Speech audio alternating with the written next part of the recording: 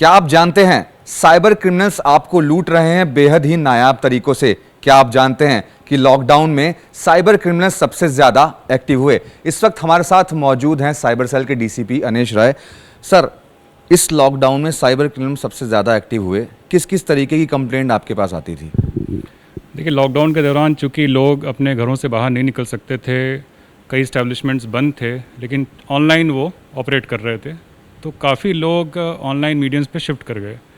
और मजबूरी कहिए या कोई और ऑप्शन अवेलेबल नहीं था, तो जैसे ऑनलाइन शॉपिंग है, तो उसमें लोगों ने ऑनलाइन शॉपिंग के लिए जब एप्लीकेशंस पे गए, वेबसाइट्स पे गए, तो वहाँ वो चीट हुए। कई फेक इस तरह की साइट्स बनी। इसके अलावा कई ऐसे जॉब पोर्टल्स आए जिन्होंने ये कहा कि वो जॉब्स ऑफ़र कर रहे हैं लोगों के लिए, खासकर गवर्नमेंट के फेक साइट बना के, तो उस माध्यम से उन्होंने लोगों को चीट किया। कुछ ऐसी स्कीम्स आई जो लोगों को रिलीफ देने के लिए during the times of Covid cheat किया लोगों को उन्होंने। इसके अलावा देखिए, एक यूपीआई रिलेटेड फ्रॉड्स शुरू हुए, खासकर जब पीएम केयर्स का लॉन्च हुआ था 28 मार्च को, तो उसके तुरंत बाद कुछ फेक आईडीज़ बनी, यूपीआई आईडीज़, जो कि बहुत सिमिलर थी। तो इस तरह के काफ़ी कॉमन फ्रॉड्स देखने को मिले, और कई ऐसे फेक मैसेजेस व्हाट्सएप के माध्यम से सर्कुलेट हुए जिसमें लिंक दिए जाते थे, और लोगों को इधर उधर डाइवर्ट किया जाता था, जिसके फिर फर्दर उन्हें चीट किया जाता था। जनवरी से लेकर अगर नवंबर तक की बात करें तो सबसे ज़्यादा कौन से महीने में जो है चीटिंग की शिकायतें आपको मिली? देखिए, मार्च में लॉकडाउन इम्प्लीमेंट हुआ था, तो अप्रैल ऑनवर्ड्स इंक्रीमेंटल गेंस देखने को मिले, जो ट्रेंड आए, और मई में ये पीक किया था। मई, जून, जुलाई, ये 3 अफेक्टेड मंथ्स थे जब सबसे ज़्यादा साइबर क्राइम्स रिपोर्ट हुए, और उसके बाद से फिर एक डिक्लाइन देखने को मिला है, और हम वापस फिर से जो फरवरी मार्च वाला जो फिगर था उसकी तरफ बढ़ रहे हैं। सर, एक चीज़ और जानना चाहूँगा कि सिर्फ ठगी तो की ही गई, साथ ही साथ ब्लैकमेलिंग भी की गई इस दौरान, और बहुत सारे केसेस के बारे में हमने सुना, दिल्ली के अलावा अलग अलग शहरों से भी आए। तो ब्लैकमेलिंग किस तरीके से लोगों से की जा रही थी, वो कौन से केसेस हैं सर? एक नया ट्रेंड इनफैक्ट देखने को मिला है जो अभी रिसेंट पास्ट में, वो है कि आपको किसी न किसी ट्रिक के माध्यम से इंड्यूस किया जाता है कि आप वीडियो कॉल पे आएँ। तो चाहे आपको फेसबुक मैसेंजर पे एक रिक्वेस्ट जाएगी या व्हाट्सएप पे एक रिक्वेस्ट आती है, सामने वाला व्यक्ति कुछ भी बन के, चाहे वो जनरल एक फ्रेंडशिप के नाम पे या कोई बिजनेस एक्टिविटी के नाम पे आपसे बातचीत करना शुरू करता है, और एक वीडियो कॉलिंग के लिए आपको इंड्यूस करता है। आप जब वीडियो कॉल करते हैं तो वो वीडियो वो कैप्चर कर लेता है सामने वाला व्यक्ति, और उसमें एक अडल्ट कंटेंट, पोर्नोग्राफिक कंटेंट उसके ऊपर सुपर इम्पोज कर देता है, और उसकी एक क्लिप आपको भेज रहा है, ये कहते हुए कि ये हमने बना दिया है, अब हम इसको सोशल मीडिया पे डालेंगे, आपके फ्रेंड्स को भेजेंगे, और आप अगर ऐसा नहीं चाहते हैं तो आप कुछ पैसे दीजिए हमें। तो इस तरह का एक एक्सटॉर्शन का नया ट्रेंड देखने को मिला है हमें। सर, इस तरीके के एक्सटॉर्शन की अगर बात करें तो कितनी कंप्लेंट्स अब तक अंदाज़ा आपके पास आ चुकी हैं, और इसके अलावा और कौन सा ट्रेंड चल रहा है? जैसे कि आपने बताया कि फेसबुक, इंस्टाग्राम, इसको लेकर भी कोई ट्रेंड चल रहा है? जी जी, तो ये जो ट्रेंड है ये नया है, पिछले 2 महीने में हमें ये ट्रेंड दिखने को मिला है, और इसमें अभी हम ऑलरेडी इस पे काम कर रहे हैं। तो मेरे हिसाब से तकरीबन 100 के आसपास कंप्लेंट्स आ गई हैं जिस पे हम ऑलरेडी वर्क कर रहे हैं। जो फेसबुक और इंस्टाग्राम रिलेटेड आपने जिक्र किया, चर्चा की, फेसबुक का एक बहुत ही कॉमन एमओ है, जो मोडस ऑपरेंडी है, वो ये है कि कई लोग जिन्होंने अपनी फेसबुक प्रोफाइल को काफ़ी लिबरल रखा हुआ है, उसमें उनका बायो भी दिख रहा है, उनकी फ्रेंड लिस्ट भी दिख रही है, ऐसे लोगों का फेक प्रोफाइल बना के, और अगर उनकी फ्रेंड लिस्ट में ज़्यादा लोग हैं तो ज़्यादा प्रोबेबिलिटी है कि उनका फेक प्रोफाइल बनेगा। फेक प्रोफाइल बना के उनके फ्रेंड्स को रिक्वेस्ट भेजी जाती है, फ्रेंड रिक्वेस्ट, और कुछ लोग उसमें से उस रिक्वेस्ट को एक्सेप्ट कर लेते हैं।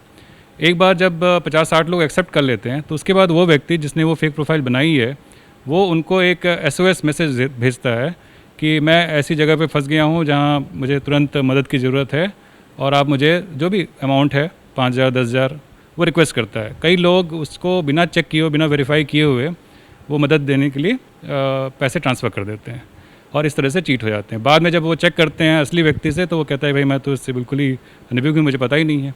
तो ये काफ़ी कॉमन फ्रॉड फेसबुक के माध्यम से हम नोटिस कर रहे हैं। सर, जिस तरीके से ये सब चल रहा है, तो क्या दिल्ली के लोग ही इसमें इन्वॉल्व हैं, क्रिमिनल्स, या फिर दिल्ली के आसपास के क्रिमिनल्स इसमें इन्वॉल्व हैं? नहीं, देखिए, अलग अलग जो मोडस ऑपरेंडी हैं वो अलग अलग क्षेत्रों से निकल के आ रही हैं। जो हमने एनालिसिस की, हमने पाया है कि कुछ फ्रॉड जो हैं वो हरियाणा, राजस्थान और यूपी का जो ट्राई जंक्शन है, मेवात का क्षेत्र, वहाँ से आ रही हैं। ये फ्रॉड्स जिनको हम OLX वाले फ्रॉड्स कहते हैं, उसमें ये रीसेल जो साइट्स हैं उन पे जब लोग कोई अपना प्रोडक्ट डालते हैं सेल करने के लिए, तो ये उनको कॉल करके और as a buyer they show themselves as interested in buying, और एडवांस पेमेंट के नाम पे उनको QR कोड भेजते हैं, और जब वो QR कोड स्कैन करते हैं तो उनके अकाउंट से पैसे डेबिट हो जाते हैं। ये काफ़ी कॉमन फ्रॉड है, वो यहीं से ओरिजिनेट कर रहा है। इसके अलावा जो KYC वाले फ्रॉड्स थे, eSIM अपग्रेडेशन वाले फ्रॉड्स हैं, ये जो जामताड़ा क्षेत्र है, जो ट्राई जंक्शन है बिहार, झारखंड और वेस्ट बंगाल का, वहाँ से ओरिजिनेट कर रहा है। कुछ फेक वेबसाइट्स जो गवर्नमेंट के नाम पे जो मैं बता रहा था आपको, वो नॉर्थ राजस्थान और साउथ बिहार इनसे ओरिजिनेट कर रही हैं। तो अलग अलग क्षेत्र से अलग अलग तरीके के साइबर क्राइम्स की स्पेशलाइजेशन एक देखने को मिल रही है हमें।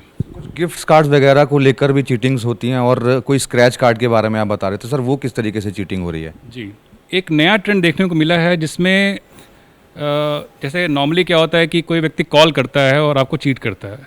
इस नए ट्रेंड में हम देख रहे हैं कि वो कॉल करने वाली रिक्वायरमेंट को इन्होंने एलिमिनेट कर दिया है, और वो उन्होंने ऐसे किया है कि सोशल मीडिया साइट्स पे ये ऐड देते हैं अबाउट कैशबैक्स या कोई इस तरीके का ऑफ़र जिसमें आपको 2000-2500 रुपये वापस मिलने वाले हैं। उसमें एक स्क्रैच कार्ड कहते हैं कि स्क्रैच कार्ड है, जब आप उसको स्क्रैच करेंगे तो आपके पैसे आ जाएंगे, चाहे पेटीएम है या फ़ोनपे है, इस तरह की। जब आप उस पर टैप करते हैं, ये एक पुश नोटिफिकेशन के फॉर्म में आपके ऐप पे दिखता है। जब आप उसको टैप करते हैं तो एक UPI इंटेंट बेसिकली इसके अंदर एम्बेडेड है, वो खुलता है, और वो कहता है कि आप इन पर्टिकुलर UPI ऐप्स में से किसी पे भी जाके इसको क्लेम कर सकते हैं।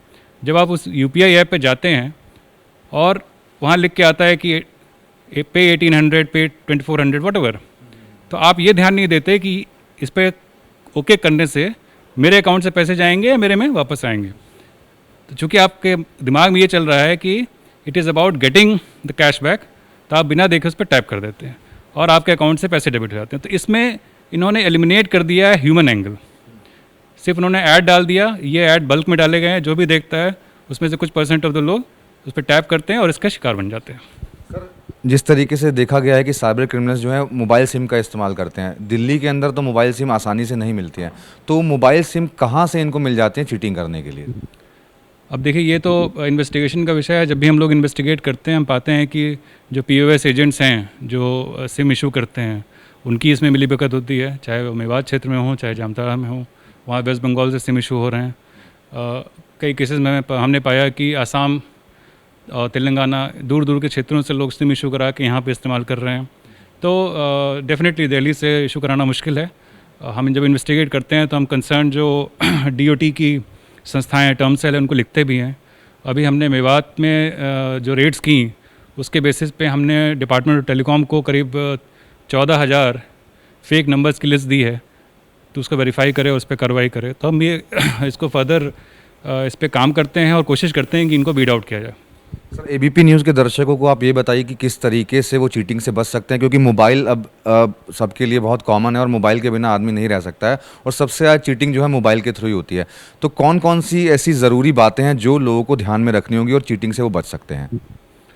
देखिए, बहुत सी चीज़ें हैं, लेकिन अगर हम बेसिक जिसको हम कहें कि रूल्स हैं जिनको हम फॉलो करें, जिसके माध्यम से अपने आप को हम बचा सकते हैं, तो वो ये हैं कि बिना सोचे समझे आप अपने फ़ोन पे कहीं पे भी टैप मत कीजिए। जो फ़ोन की स्क्रीन है आपकी, it's a kind of a live wire. आप अगर इस पर टैप करते हैं तो कुछ एक्टिविटी होती है, और वो जब ट्रांसमिट होती है तो कोई एक्शन होता है। तो आप जब भी टैप करें उससे पहले विचार कर लें कि आप किस चीज़ पे टैप कर रहे हैं। आप उसको ध्यान से पढ़ें, चाहे वो QR कोड हो या कोई इस तरह का कैशबैक ऑफ़र हो। उस पर टैप करने से, प्रोसीड करने से पहले उसको ध्यान से पढ़ें, आपका फाइनेंशियल नुकसान हो सकता है।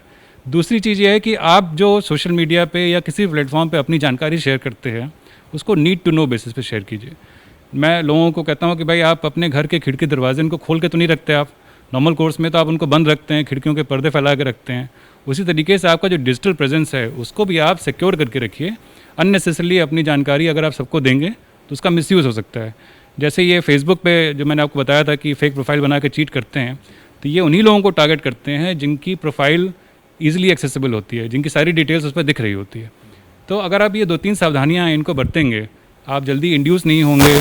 आप जिसको कहते हैं ठोक बजा के किसी काम को करने वाले प्रवृत्ति आपकी है, तो आप इनके झांसे में नहीं आएंगे। और फ्रॉड के तो नेचर चेंज होते रहते हैं। हर साल कुछ ना कुछ नया आता है, लेकिन अगर आप ये बेसिक प्रिकॉशन लेते हैं तो अपने आप को सिक्योर कर सकते हैं। डीसीपी अनेश रॉय, जिनका साफ तौर पर यह कहना है कि अगर आप साइबर क्राइम से बचना चाहते हैं तो कुछ सावधानियां हैं जो इन्होंने बताई हैं वो आपको बरतनी होंगी, तो शायद आप किसी भी साइबर फ्रॉड से बच सकते हैं। Manoj Verma, ABP news, Delhi.